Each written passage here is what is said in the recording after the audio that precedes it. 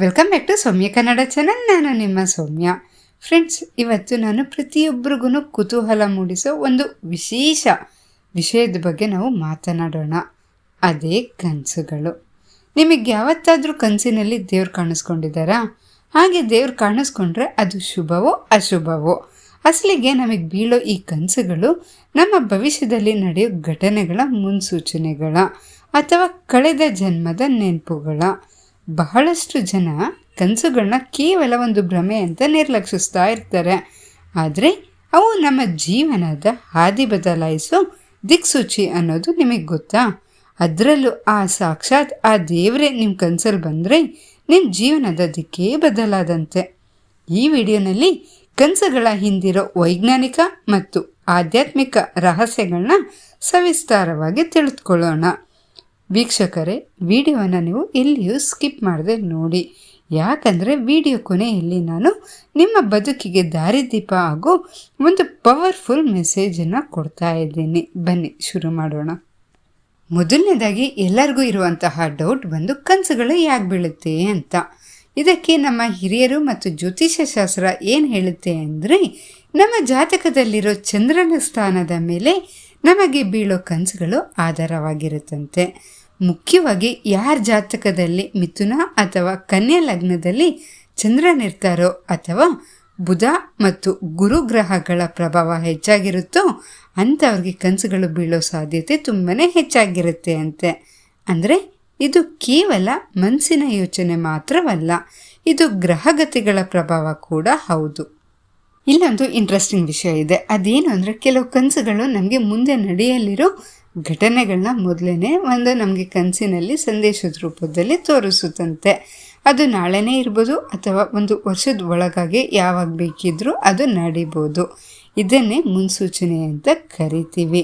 ಅಷ್ಟೇ ಅಲ್ಲ, ಇನ್ನೂ ಕೆಲವರಿಗೆ ಬಾಲ್ಯದಲ್ಲಿ ತಾವು ಕಳೆದ ಜನ್ಮದಲ್ಲಿ ಯಾರಾಗಿದ್ರು, ಎಲ್ಲಿದ್ರು ಅನ್ನೋ ವಿಷಯಗಳು ಕೂಡ ಕನಸಿನ ರೂಪದಲ್ಲಿ ಅವ್ರಿಗೆ ನೆನಪಿಗೆ ಬರ್ತಾ ಇರುತ್ತಂತೆ. ನಿಮಗೆ ಇಂತಹ ಅನುಭವ ಆಗಿದರೆ ಅದನ್ನು ನೀವು ನನಗೆ ಕಮೆಂಟ್ ಮೂಲಕ ತಿಳಿಸಿ. ಇನ್ನು ಎಲ್ಲರೂ ಕುತೂಹಲದಿಂದ ನಾವು ಕಾಯ್ತಾ ಇರೋ ಪ್ರಶ್ನೆ, ಸಾಕ್ಷಾತ್ ದೇವರೇ ನಮ್ಮ ಕನಸಲ್ಲಿ ಕಾಣಿಸ್ಕೊಂಡ್ರೆ ಅದರ ಅರ್ಥ ಏನು ಅಂತ. ಫ್ರೆಂಡ್ಸ್, ನೆನಪಿಡಿ, ಭಗವಂತ ನೇರವಾಗಿ ನಮಗೆ ಕಾಣಿಸೋದೇ ಇರ್ಬೋದು, ಆದರೆ ಪರೋಕ್ಷವಾಗಿ ಈ ರೀತಿ ಕನಸುಗಳ ಮೂಲಕ ನಮಗೆ ದರ್ಶನವನ್ನು ನೀಡ್ತಾನೆ. ಹಾಗೆ ದೇವರು ಕನಸಲ್ಲಿ ಬಂದರೆ ಅದು 100ಕ್ಕೆ 100ರಷ್ಟು ಶುಭ ಫಲಗಳನ್ನೇ ನೀಡುತ್ತೆ. ಅರ್ಥ ಮಾಡ್ಕೊಳ್ಳಿ. ನಿಮ್ಮ ಜೀವನದಲ್ಲಿ ಯಾವುದೋ ಒಂದು ದೊಡ್ಡ ಮಟ್ಟದ ಸಕಾರಾತ್ಮಕ ಬದಲಾವಣೆ ಆಗ್ತಾ ಇದೆ ಎಂದರ್ಥ. ಕೆಲವೊಂದು ಸಲ ದೇವರು ಕನಸಲ್ಲಿ ಬಂದು ಕೆಲವು ಕಾರ್ಯಗಳನ್ನ ಮಾಡುವಂತೆ ಸೂಚಿಸ್ಬೋದು. ಉದಾಹರಣೆಗೆ, ದೇವಸ್ಥಾನಕ್ಕೆ ಸೇವೆ ಸಲ್ಲಿಸೋದು ಅಥವಾ ಅನ್ನದಾನ ಮಾಡಿದಂತಹ ಪುಣ್ಯ ಕಾರ್ಯಗಳನ್ನ ಮಾಡೋದು. ಹೀಗೆ ಸಮಾಜಕ್ಕೆ ಒಳ್ಳೆಯದಾಗೋ ಕೆಲಸ ಮಾಡಲು ಕನಸಿನಲ್ಲಿ ಆದೇಶ ಬಂದರೆ ನೀವು ತಕ್ಷಣ ಅದನ್ನು ಮಾಡೋಕ್ಕೆ ಪ್ರಯತ್ನಿಸಿ. ಅದು ನಿಮ್ಮ ಜನ್ಮಕ್ಕೆ ಸಾರ್ಥಕತೆಯನ್ನು ತಂದುಕೊಡುತ್ತೆ. ಕನಸುಗಳ ವಿಷಯ ಒಂದು ಕಡೆ ಇರಲಿ, ನಮ್ಮ ನಿಜ ಜೀವನದಲ್ಲಿ ನಾವು ಹೇಗಿರಬೇಕು ಅನ್ನೋದ್ರ ಬಗ್ಗೆ ಕೂಡ ನಮ್ಮ ಶಾಸ್ತ್ರಗಳು ಅದ್ಭುತವಾಗಿ ಹೇಳಿವೆ. ಬದುಕಿನಲ್ಲಿ ಎಷ್ಟೇ ಕಷ್ಟಗಳಿರಲಿ, ಎಷ್ಟೇ ಸಾಲದ ಬಾಧೆ ಇರಲಿ, ಮನೋಧೈರ್ಯವನ್ನು ಮಾತ್ರ ನಾವು ಯಾವತ್ತೂ ಕಳೆದುಕೊಬಾರ್ದು. ಯಾಕಂದರೆ ಧೈರ್ಯವಂತನನ್ನೇ ಲಕ್ಷ್ಮೀಪುತ್ರ ಅಂತ ಕರೆಯೋದು. ಛಲವಿದ್ದರೆ ಮನುಷ್ಯ ಏನು ಬೇಕಿದ್ರೂ ಸಾಧಿಸ್ಬೋದು. ಹಾಗೆಯೇ ನಿಮ್ಮ ಗೆಳೆತನ ಯಾರ ಜೊತೆಗಿದೆ ಅನ್ನೋದು ಸಹ ತುಂಬಾ ಮುಖ್ಯ ಆಗುತ್ತೆ. ನೀವು ಹೂವಿನ ತೋಟದಲ್ಲಿದ್ದರೆ ನಿಮಗೆ ಸುಗಂಧ ಬರುತ್ತೆ, ಅದೇ ಗಟಾರದ ಪಕ್ಕದಲ್ಲಿದ್ದರೆ ನಿಮಗೆ ದುರ್ವಾಸನೆ ಬರುತ್ತೆ, ಹೌದೋ ಅಲ್ವೋ? ಅದೇ ರೀತಿ ಒಳ್ಳೆಯವರ ಜೊತೆಗಿದ್ರೆ ನಿಮಗೆ ಪಾಸಿಟಿವ್ ಎನರ್ಜಿ ಸಿಗುತ್ತೆ, ಅದೇ ಕೆಟ್ಟವ್ರ ಜೊತೆಗಿದ್ರೆ ನಿಮಗೆ ನೆಗೆಟಿವ್ ಆಲೋಚನೆಗಳೇ ನಿಮ್ಮನ್ನು ಸುತ್ತುವರಿಯುತ್ತೆ.